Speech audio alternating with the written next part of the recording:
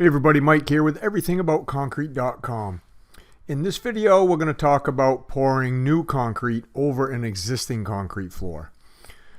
And what we're doing here is this is a garage floor, and the customer wanted a new concrete floor and didn't know whether or not they could pour over this old one or not, or if they had to break it out. So when I went and looked at it, what I determined was, yes, we can definitely pour over this. And what made me determine that was the existing concrete floor was structurally sound. It wasn't all cracked and broken up and heaved or settled or anything like that. It was pretty structurally sound. Just the surface of it was really worn, and it actually pitched backwards a little bit towards that back corner right where we're starting. So he did have some water problems in there when it rained. So he had the height to move this up. He was going to be putting in a new driveway. So we're going to raise this new floor up 3 inches in the front by his garage doors, and we're going to pour it about 5 inches thick in the back. So it's actually going to pitch from the back to the front a couple inches now. So the rule of thumb is when pouring concrete over concrete, if you go 3 inches thick or more, you don't have to bond the two together. Okay, you'll be fine, just like we are right here, just pouring right over the old concrete. If you're going to go less than 3 inches, then you're going to want to bond the two together with a bonding agent. And this is what we use right here. This 5-gallon bucket of Weld Crete. So this stuff goes on kind of just like paint. You roll it on, you brush it on, and when you pour it, you let it dry. And then when you pour the concrete, it actually bonds the new concrete to the old concrete. So for a thinner pour, less than 3 inches thick, you're going to want to use this Weld Crete.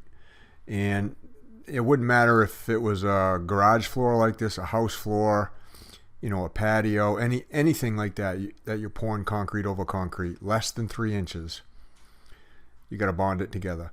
But we're thicker than that, so we're going to be just fine with this. And, I was told that years and years ago by one of the industry's leading concrete floor specialists. His name is Peter Craig.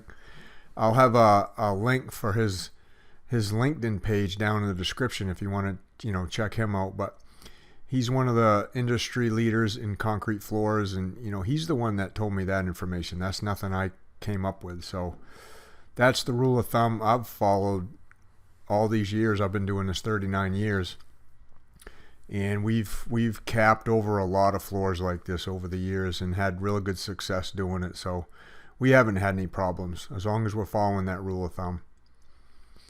So as you can see, we're just pouring this 2-bay garage. We got 3,000 psi concrete we're using. We got fiber mesh in the concrete, and we got that wire mesh you see in the concrete. We're getting this first bay poured out and straight edged. You can see we're just kick screeding the concrete today. No vibra-screed today. We don't typically use a vibra-screed on a floor that has a slope like this. We like to make sure when we kick screed it, we can be really, really super accurate, so the floor has a really nice slope to it. You can see I'm using my Marshalltown bull float there. These tools you'll see us using: the screeds, the bull floats, the concrete rakes, that mag float I got in my back pocket right there that I'm using right now. All those tools, the links will be down in the description if you guys want to check them out. You can get all them right on Amazon. So now we're getting into the second bay. As you can see a little bit of that old floor in there. The surface had just kind of scaled right off it. That floor is only about, I think the homeowner said it was about 25 years old. I mean, for whatever reason, the concrete they poured back then was either really, really weak, or they used, I don't know, a ton of salt or something. But you could see the exposed rocks in that surface. So some questions I get when I pour over floors like this is what's the minimum concrete thickness you can do to pour over? And if someone's driving on something, the bare minimum I like to go is 2 inches. And like I said, that's with bonding the two together. I don't like to go thinner than that. When you get into a garage floor like this, some of the some of the things you got to deal with are the garage doors. So this guy's going to have to move his garage doors up 3 inches, which he's doing anyway. He's redoing the whole front of this. He's putting new headers in, and he's actually getting new garage doors. But if you're not, a lot of times we'll go in and pour these, and the homeowner wants to keep the existing doors and not really do much remodeling. But you have to actually raise the garage doors up so they'll close properly when you cap a floor like this. And so will the new concrete stick to the old? Well, it will in spots. Some spots it will, some spots it won't. That's when it's 3 inches or more, that doesn't really matter. As a matter of fact, if we thought we were going to have moisture problems, if this old floor had moisture problems coming up through it, we could have put some poly down between the two. We could put type R down between the two. Anything 3 inches or more, you can have a bond breaker like that. They can be 2 separate floors, kind of. That wouldn't matter. So if you're going thinner than that, though, you want to make sure that the new floor sticks to the old. So that's why you got to use that Weld Crete product. So we're almost done here. We're getting down to this last bay. We're pouring the concrete fairly stiff here, which that's probably about a 5-inch slump in here. Generally, we'll pour a 5 or a 6.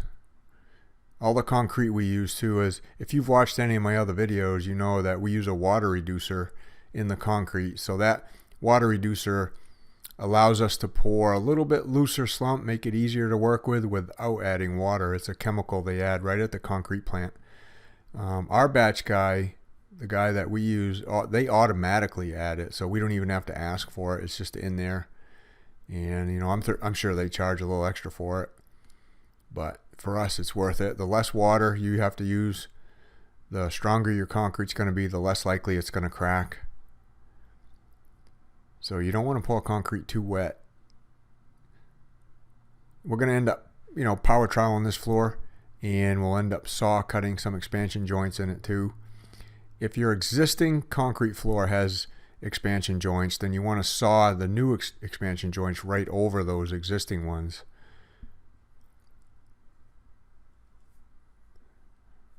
So if you guys got any questions about pouring concrete over concrete, make sure you leave a comment down in the comments and ask your question down there. I'll get back to you with that.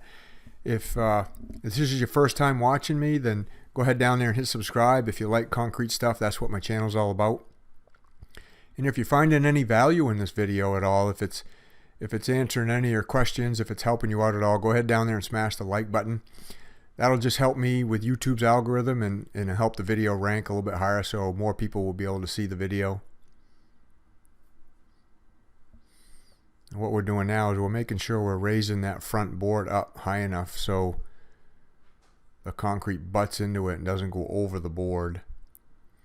We'll end up tapering that garage door entryway just a little bit too. Where the garage door sits down, we taper that out so any water that hits the outside of the garage door will definitely run away from the garage floor and out into the driveway.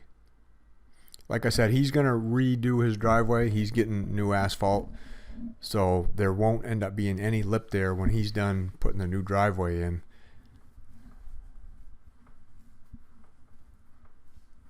And we're just magging out that last little piece, and we'll get that straight edged.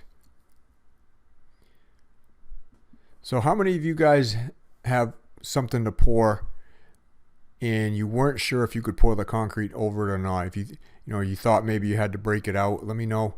And let me know what it is too. I mean, is it a sidewalk you want to over pour? Is it a garage floor like this? Do you have a garage floor that has a puddle in it or pitches the wrong way? Or let me know down in the comments what your concrete is that you want to over pour.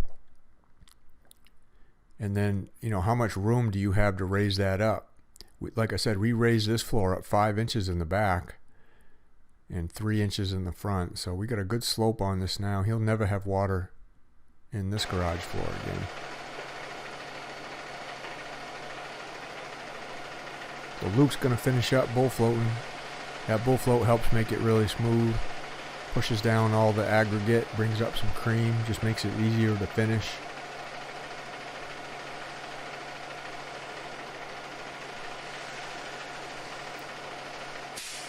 I got a concrete slab course too, guys. If you guys want to learn how to pour concrete, that slab course would help teach you how to pour the concrete. It would help teach you how to form a slab. It would help teach you how to power trowel.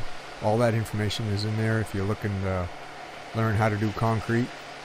That slab course would definitely be worth your while. It's down in the description. You can check that out. You can see I'm going to add a little bit more wood on that other side so we can bring that concrete right up flush. That way we have a nice square edge on it.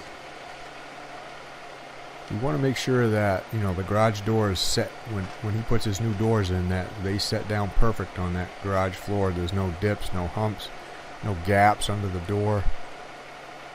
So, I mean, that's why we're adding that wood there. We want to bring that concrete out right flush and have a nice square edge. And then probably in about 20 or 30 minutes we'll taper it down a little bit, nice and even, like, so it has a nice taper to it.